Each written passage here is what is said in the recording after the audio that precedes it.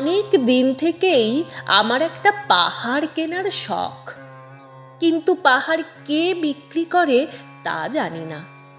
যদি তার দেখা পেতাম দামের জন্য আটকাতো না। আমার নিজস্ব একটা নদী আছে, সেটা দিয়ে দিতাম পাহাড়টার বদলে। কে না জানে পাহাড়ের চেয়ে নদীর দামই বেশি। পাহাড় স্থাণু, নদী বহমান।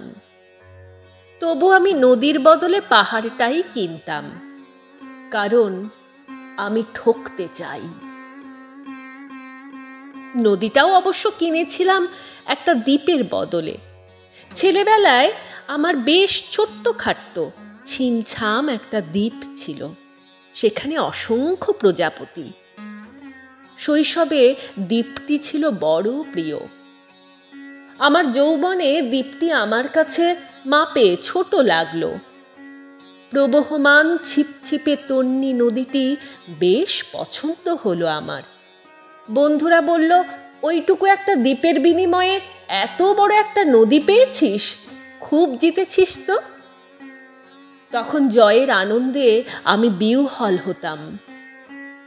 তখন সত্যিই আমি ভালোবাসতাম নদীটিকে। নদী আমার অনেক প্রশ্নের উত্তর দিত, যেমন, বলো তো আজ সন্ধেবেলা বৃষ্টি হবে কিনা। সে বলতো, আজ এখানে দক্ষিণে গরম হাওয়া, শুধু একটা ছোট্ট দ্বীপে বৃষ্টি। সে কি প্রবল বৃষ্টি, যেন একটা উৎসব। আমি সেই দ্বীপে আর যেতে পারি না। সে জানত, সবাই জানে, শৈশবে আর ফেরা যায় না। এখন আমি একটা পাহাড় কিনতে চাই। সেই পাহাড়ের পায়ের কাছে থাকবে গহন অরণ্য। আমি সেই অরণ্য পার হয়ে যাব, তারপর শুধু রুক্ষ কঠিন পাহাড়, একেবারে চূড়ায়, মাথার খুব কাছে আকাশ, নিচে বিপুলা পৃথিবী, চরাচরের তীব্র নির্জনতা।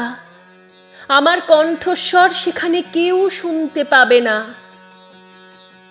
আমি ঈশ্বর মানি না, তিনি আমার মাথার কাছে ঝুঁকে দাঁড়াবেন না। আমি শুধু 10 দিককে উদ্দেশ্য করে বলবো, প্রত্যেক মানুষই অহংকারী। এখানে আমি একা। এখানে আমার কোনো অহংকার নেই।